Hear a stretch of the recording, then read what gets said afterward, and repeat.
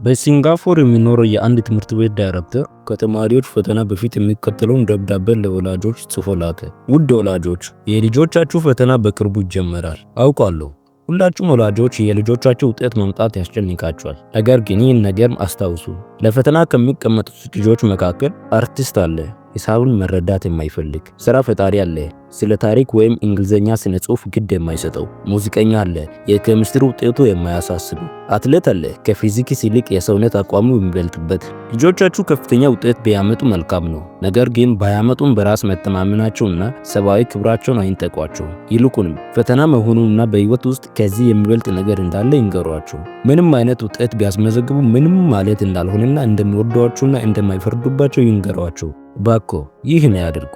እናም ሲያደርጉ ልጆቹ ዓለምን ሲቆጣጠሩ ይመልከቱ። አንድ ፈተና ወይም ዝቅተኛ ውጤት የልጆቹን ህልምና ተስጦ አይወስድባቸውም። እናም እባካችሁ በዓለም ላይ ደስተኛ ሰዎች ዶክተሮችና ኢንጂነሮች ብቻ ናቸው ብላችሁ አታስቡ። ከታላቅ አክብሮት ጋር ዳይሬክተሩ። አስተማሪ ነው ብላችሁ ካሰባችሁ ሐሳባችሁን ኮሜንት ላይ አስቀምጡልኝ።